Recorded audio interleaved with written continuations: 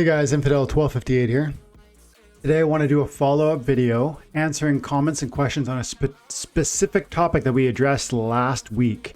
I was on vacation last week. I had an amazing time. Thanks guys for your comments and your consideration and your encouragement to take that time to enjoy my family and to just have some great memories. We did. It was awesome. I'll tell you about it sometime. But in this video, I just want to go into that video that I recently did, which many of you saw. It was one of my more highly viewed game videos recently. It was called Answering the Salt, Archmage is Ruining the Game. And we had 1,300 views, which is definitely on the high end for my videos recently. And they had 128 comments, which tells me two things. One, there's a lot of people who feel strongly about this, both for and kind of against my position. And I see that we had 71 likes, which is a large amount of likes. Thank you. And 8 thumbs down, which, people are entitled to feel how they want to feel. This is interesting because, again, 8 thumbs down is kind of a higher number. And so I'm okay with that. You guys have heard me talk before, answering critique of what I do or say. I actually love that because, one, I don't believe I know all things about this game. And two, I like to put my own thoughts and theories to the test by challenging them against the strength that I perceive in other people's arguments. So I think argument is an amazing thing. And as long as it's done respectfully, I think it's very fruitful. And so today I want to go through the comments and the questions on Answering the Salt, Archmage is Ruining the Game, and see, hopefully there'll be a few that'll be kind of critical. I know there will be. And hopefully there'll be some that'll be supportive. Let's just see what we get. I haven't pre-read these. Although I should say, I read a couple of them just on my vacation, and maybe I, responded on some level, but very, very few of them. So let's get into it. Mickey G was one of the people who, I guess, who had been critical, let's say, and I see he's commented here on the pinned comments. So this could be fun, guys. Stick around, stay tuned. Let's get into it, and let's see if we can't move forward amicably together as a community, understanding what Archmage is, how the bots can fit into this game, and maybe even so much more. Okay, let's get into it. So in this video, quick summary, there was 3 people that commented, but many people had commented something about how Archmage was ruining the game, or Archmage, which is a new bot you can run and that I use to play on one of my alt accounts. They were saying things like, it's a perfect bot, it's necessary to have this bot to have success in the game, and quote, it's ruining the game. And so I feel strongly that that's not the case, and I'll stand by that, and I'll reiterate that here and now. I've shown the data repeatedly, but I'll do it again. This is Archmage over the last 20 battles, playing at Diamond 3 with 500,000 power, which, by the way, is enough to play in Champion.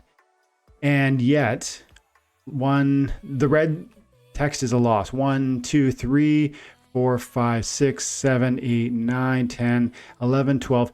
That's 12 losses out of 20 matches.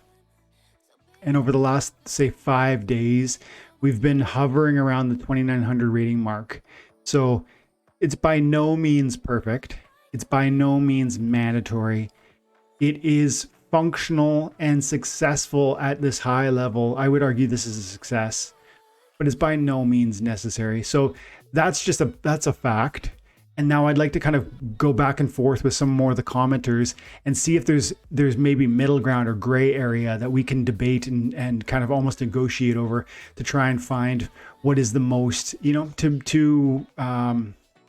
I guess, grow in our understanding of what Splinterlands is and how it plays and how bots fit into that.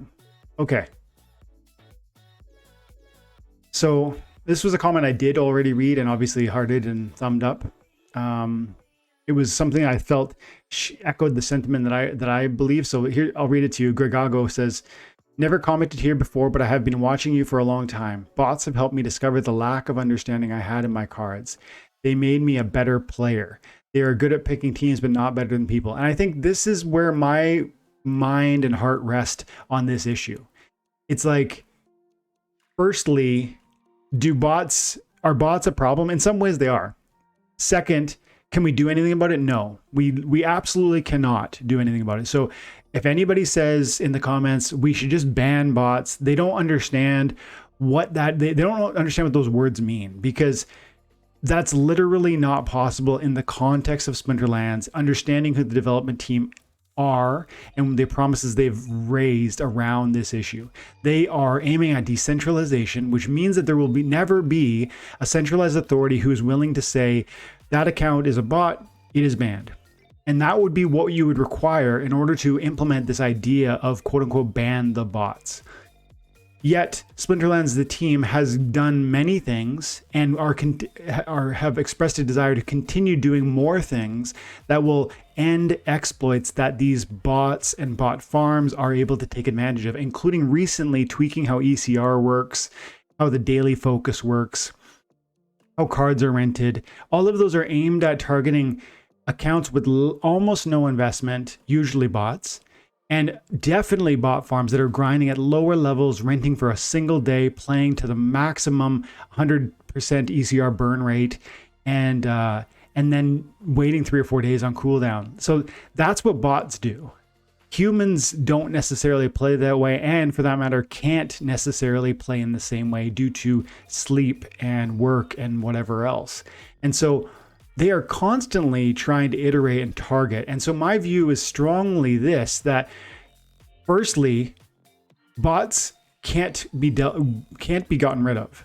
And second of all, since that's the case, let's learn from it. Let's understand what they are and recognize the hurdle they represent, whether that's that they are going to beat me in certain games and then show me some ways to be a more efficient player, as Gregago has implied, or whether you can begin to understand weaknesses in our economy here, because this game has an economy, and that economy is planned, and that planning can be vulnerable to attack. And I would argue exploits by bot farms is a vector of attack. And so when we see these threats, then the bots are actually almost pointing to concerns in the game, but through their activity. Their activity is actually indicating to the developers, hey, this is a problem, this is a weakness in what you've planned here around the economy, and this vulnerability is currently being exploited. What are you going to do about it? And I think that's actually, since we can't get rid of these bots, that's actually a silver lining in the sense, because you end up learning from the problems, both you as a player and the seeing team selections that really work, and you being able to learn from that, and both us as a community and an economy, as these bots identify weaknesses and attack points on our economy. And so as long as we're learning individually and collectively from the threat of what these represent, I don't see that as a problem. So thank you, Gregago. And then Mickey G here is one of the commenters who formed the basis of this title, Answering the Salt, because I did feel he was quite salty, and it looks like he's ready to go here too. I haven't read it yet, but I'm smiling already, Mickey. So he says, salt mode back on. Dwayne's using a bot to take wins from players that are putting in time and attention while putting in no time and attention himself to the bot account. He's then trying to sell it to real players as okay and normal, but failing. Well, Mickey, I think the first thing is that I've put more time and attention into the game than you have, for sure. 100%. I know that to be a fact. Second, I do 2 videos every day, almost every day, sharing information for the community. That's more than most people do, and it's definitely more than you've done, unless you have some sort of pseudonym on YouTube and you are perhaps Bulldog or one of the other major YouTubers that is constantly pouring in support for this community and this amazing blockchain-based video game. So this suggestion that I am not putting in time and attention into this ecosystem is just factually incorrect. And then this idea, I guess, that I'm trying to sell real players that it's okay is, I think, just wrong. I think you maybe don't understand what you're talking about. And I have to say that, like, just trying to be as open and as clear about terms as possible so that we can hopefully make some sort of forward progress. But for you to suggest that I'm trying to quote unquote sell people on the idea that bots are okay and normal is not, first of all, not true. It's actually, as I articulated in the first few minutes of this video, it's actually the case. My position is that they are here and you can't do anything about it. I'm not arguing that it's quote unquote okay. I'm not arguing that it's quote unquote normal. I'm arguing that it's a matter of fact that they are here, and it's a matter of fact that we can do nothing about it. And so if you want to be kind of argumentative about how, you know, you really wish they weren't, and people like me shouldn't say anything positive about them being here, like I did talking about a silver lining a few minutes ago, I don't know, man, that seems pretty unreasonable. I mean, just calling a spade a spade. I would argue that that's just understanding what reality is, and then understanding what reality is the best way to then position your own investment and yourself so that you can actually thrive and succeed maximally here in Splinterlands, but broadly in life. And that's where I'm coming from. So I don't spend time wishing things were X way or Y way. I simply try to understand how they are, and then from that position of understanding, plan and execute an approach that will help me maximally benefit within the reality that I'm facing. And so absolutely, I am using a bot that is both limited in issuance, meaning it's only been sold to hundreds of people, not tens of thousands. That's, I would argue, one reason why this is different than other bots. Two, I paid for the service just like other people have paid. I didn't get it for free. I didn't steal it. Three, it's not a company or a system or a technology that is exploitive in nature, despite your animosity, what your animosity might suggest. And so I simply just reject the idea that there's anything sort of problematic about using this tool within the context of the game and the state of the game today. And you go on to say, in addition, he's trying to say that bots are not that good when it's in gold 1 with 150k on a unique silver level cards early in the season. Thanks for the analysis of the bot accounts, cards, exception. I hadn't thought to do this. I don't know what that means. I think you're arguing at this moment that my account only had 150,000 power and it was in silver at the time I recorded the video. I actually don't remember where it was, but if it was 150,000 and it was only in silver, that's not good. And second, I think I've showed in probably 4 different videos the win rate of the thing, and it's been almost always about 50%. So that's not exceptional, and it plays maximally. It plays 4 battles per hour. You cannot make it play more than that, unless you, I guess, appeal to the coders and have them turn you on a higher level, which is not something I have access to. So this idea that it's like somehow more powerful than you're capable of performing, I would only say that that's possible if you are particularly bad at the game. And I don't know you. I don't know if you're good or bad. I'm saying if somebody was particularly poor at this game, then you would probably be worse than this bot. But if you are an average player with the deck I've equipped this account with, I am certain you would do better than this thing is doing. I actually know from my own experience, because I don't consider myself an excellent player, and I feel I perform at a higher level with this exact deck. So I don't think the bot is exceptional, and I think factually it is not. It's good. It's good, and it's a nice facsimile for my playing the account, but it's by no means as skillful or as innovative as a human is.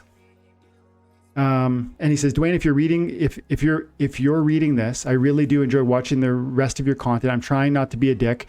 I just don't agree with the bots. Using bots or promoting them, I don't think they're good for the game. I love playing.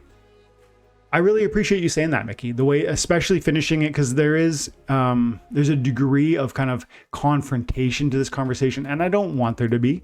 I actually want to like I said at the beginning of the video, address these issues that people have and feel over technology like bots, or for that matter, every little thing. Like, I mean, rental times being changed from 1 day to 2 days. That there are rental cards in the first place, that the collection power limits per level, the fact that CP levels differ at modern and WoW, all these little considerations actually require tons of understanding and nuance and critique, so that the game developers who look to us like you and me as an audience for input on these issues, can then make informed and thoughtful decisions and improve the game that we love. And I think we both agree, we hope we can play for many, many years and extract value through that play. I think that's a fair and sentiment. And I think that's one of the beautiful things about blockchain-based gaming. So let's try to create an environment where we can go back and forth critically and also amicably, in a way where we are then going to grow what the discourse on the issues are, like the meaningful issues. We can grow, we can develop and tease out really meaningful conclusions from these questions. Are bots okay? I've talked about bots a lot of times on this channel, and I don't believe I've ever presented what I consider to be a pro-bot argument. I don't think I've ever presented a pro-bot argument. Now, what I consider a pro-bot argument probably needs to be explained. A pro-bot argument would be bots are great. They don't do anything wrong. Everyone's overreacting. I would consider that a pro-bot argument. No kind of downside, no caveats, no well buts, or well, hang on, this one stipulation. I've always come to the conversation with tons of different stipulations. I've said bots are a problem, but you can't get rid of them because decentralization is critical to what this game and the developers are aiming at. That will never be separated from what Splinterlands is unless we, the SPS holders, vote to essentially make it centralized. And I don't think that this community ever would do that. But even if we will one day, we aren't now in a position to do that. And so at this moment in time, it just simply doesn't matter whether we hate them and whether they're super problematic or not. But I would argue they are not super, at least Archmage is not super problematic. They sell 50 licenses a week, guys. 50. They don't sell 5,000 or 50,000. They don't equip every single bot with their technology. They equip individuals like me who are busy with life but have invested meaningfully in this game. And guys, you should want people like me who are willing to invest tens of thousands of dollars in this game to actually have that extra hurdle removed. Like, if there's a rich guy out there who has hundreds of thousands of dollars and is interested in investing, but says to themselves, I just don't have time to play that. And then the bot like this comes along and they can buy the cards, speculate on the long-term future growth of price appreciation there, enjoying and investing in this ecosystem, in this economy, buying cards from you and me. I think that's a great thing. And so I see that as a huge silver lining. And this bot, albeit, would it be great if there was no bots in the game at all? I would say that would be better. I would be willing to admit that. But I just that's just neither here nor there. It's really, really important that we deal with reality as it is. And there's just simply, in order to eliminate them, would be an issue of changing centralization of the game, moving it from decentralized to a central authority, looking for, Aggie and Yaba to say, banhammer this account, that account. And that's not what this game is. And so even if that's what we want, it's not here for us. And I think we shouldn't want that, because that would be to literally, I think, throw the baby out with the bathwater. You've heard that expression. The idea being, one of the core features of blockchain-based video game is that there's a decentralized autonomy. There's a decentralized authority to how it runs, that the payments are going to keep coming, not, one or two key people sending the payments out every single day, holding on to all the crypto, deciding one day to just like pull the plug and exit scam. That is the risk of, and for that matter, making all the decisions on how things are going to go. Even now, decisions on development are being deferred to the community. And so I think we need to look at centralization as a very bad thing. We need to look at decentralization as a beautiful opportunity, as a revolutionary technology in video gaming. And when wrapped up with the NFT technology and the cryptocurrency rewards that are paid for time and attention, I think, wow, that is like the very special thing about Splinterlands. And we don't want to throw that baby out with the bathwater. That is the precious thing we want to protect, that centralization and that decentralization rather, and all that it offers to us. And that's going to mean that there are certain problems with how certain vectors of attack, such as bot armies and bot farming and wind trading, which are all huge problems in their own way. But again, how we deal with them needs to be done within the context of recognizing what is the precious thing about what we're dealing with here. I think it's the decentralized authority is part of why this game is so special. And so you never want to get rid of that, in my opinion. And so I love this conversation, Mickey. Thank you for the continued response and for your attention on this video as well as the other. Thank you. Riff Summoner says, well, bot farms are going to be crippled in the next months and they're just not worth investing anymore. Archmage is the best investment you can make in this game and using Rentcom. But those two bots are an investment that requires a huge amount of money invested, which I think is great for Splinterlands because it will add the value to all assets as more people invest in the game. The recent changes the teams are doing are all long-term changes which new people don't understand. People think Splinterlands is bot friendly, but the way I see it, Splinterlands is decentralized but punishes exploits like bot farms, earning way more than they cost. All these people commenting this will just come back to Splinterlands once it moons. I started this game as a free-to-play. Right now I'm basically have $700 net worth. I also cashed out about $500 as well. I've been playing the game for almost a year now. This game has never been this new player friendly at all.